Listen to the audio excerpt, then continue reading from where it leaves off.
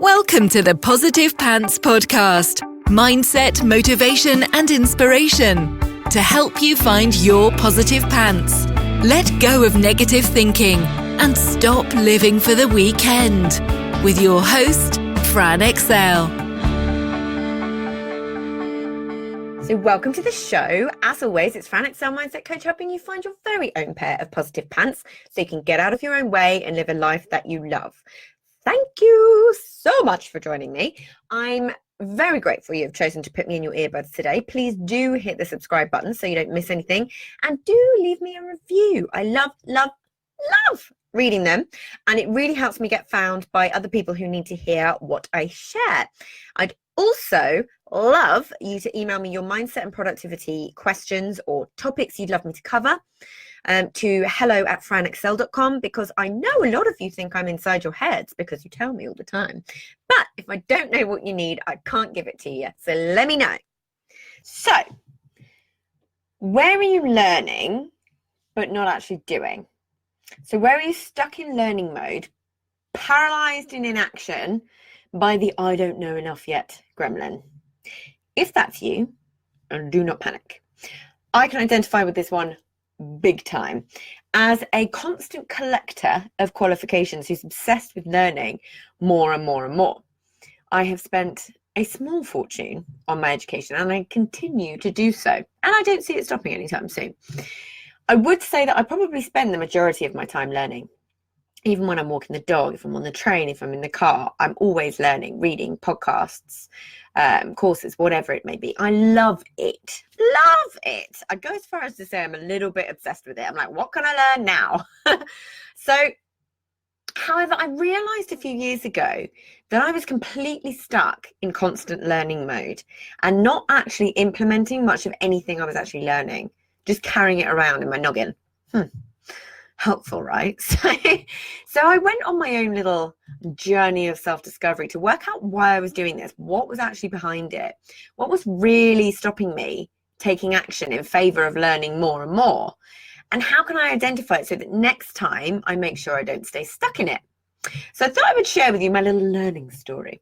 Now, most of our programming, unconscious programming, happens before we were even 7 years old. So it can be really, really helpful to take a little look back and see if anything happened of any significance at all at that time that could explain or cause certain belief systems that we then carry with us into adulthood. Because when you have a belief, why would you challenge it? It's fact, right? Why would you even think to? Yeah. So when I was young, I always genuinely believed that I was the stupid one out of my brother and I. Now, he's 3 years older than me. Oh, I had the street smarts and common sense, for sure. I was the creative one.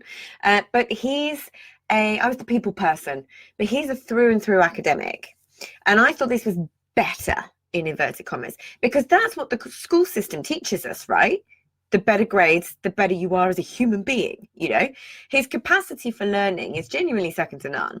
I've lost count of the amount of languages he can speak and complicated things that he can just pick up in the blink of an eye. But I was different.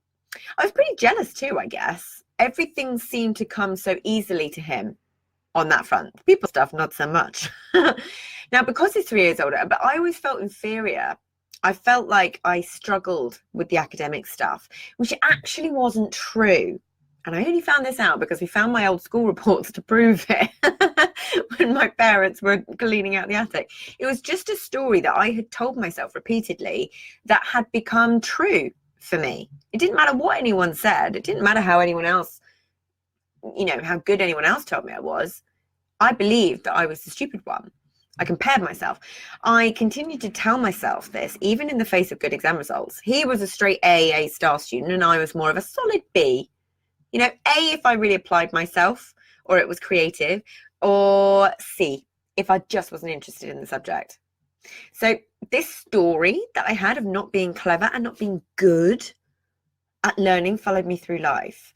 I would stick to my subjects and not go anywhere near the clever subjects. I wouldn't put myself in a position where I had to the point where I wouldn't even go on the holidays with friends that would require me to have to learn anything. even if it would be fun. So think paddy diving, skiing. I never went traveling or anything. And a lot of it is down to this. I just didn't 100% realize it at the time, but I just wouldn't do it because this unconscious story I held onto was so strong. I absolutely hated exams. I still do to this day. So why I keep putting myself in the situation where I need to keep taking them, I don't know. But the mere mention of the word and my anxiety bubbles up, along with Mr. Procrastinator Gremlin. And when it's self-study, I know about myself. I can take a really long time to complete qualifications despite having completed all the material and knowing it. I just won't book in for the exam for ages. And it's a pattern that I recognize in myself now. If a qualification doesn't have a bit of a time limit on achieving it, then I'll keep putting it off. So I need to make sure that my goals are rock solid to make sure I actually do it. I told myself, like, I didn't like learning. I mean, seriously, WTF. Yeah? Ridiculous. I don't like learning. And I told myself that I wasn't good at it. What is that? But can you see how all this held me back? Now, I like to be good at everything. So often I used to shy away from things that I didn't think I'd be very good at. But now, however, those are often the things that I chuck myself at because I know I can learn them if I choose to. And I know that the things that are outside my comfort zone are probably the things that I really need to learn, that are probably going to be the things that make me grow the most.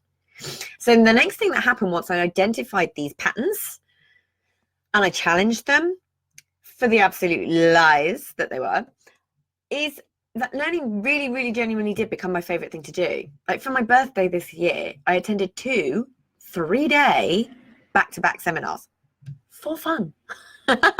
I'm like a sponge in the subjects I'm interested in. So that's all cool. And you can see how important it is to identify these beliefs and patterns and how easy it is for them to keep you completely and utterly stuck. But the difficulty comes when you love learning something, but you can very easily get stuck in the mode of I don't know enough when it comes to your business, especially. And you keep consuming knowledge as if it's a good thing. So you can see how I was doing that. You know, I had these fears of I don't know enough because I'm not clever enough. You know, that's where mine came from. But you can stay consuming thinking that this is a good thing. And on the one hand, it is. But on the other hand, if you constantly feel like you don't know enough or that you're not clever enough, always goes back to I'm not enough, you're never going to take action and actually implement what you learn, right?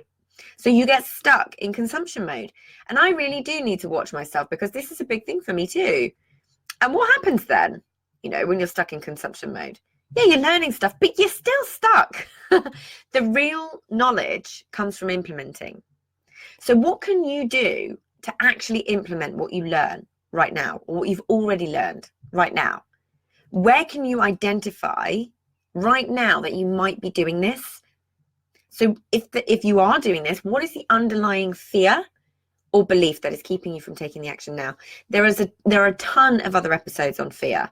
So there's fear of judgment, the fact that fear doesn't really exist. You know, there's so many things for you to have a listen to that may help you unearth what these are. You know, fear of being wrong. So where could you actually take action now? And where could you be if you did? Yeah.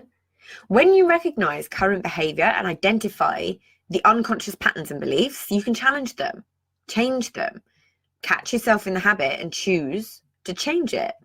You know, we're powerful blooming creatures. We really do get to choose everything. We really are the creators of our own reality. And the more you dive into this, the more you'll understand. But identify that fear and challenge it. Identify that belief and challenge it. And then take action. Yeah? Because once you identify this, oh, it can be a game changer. Because I see it time and time again that people get stuck in learning mode. And actually, you just need to get out there and do. So, If you got value from this and you know in your gut that now is the time to step up and start rewiring your thinking and changing things for yourself, then book in a free discovery call so we can work out what needs to happen to get you from where you're at right now to the action-taking success you know you can be.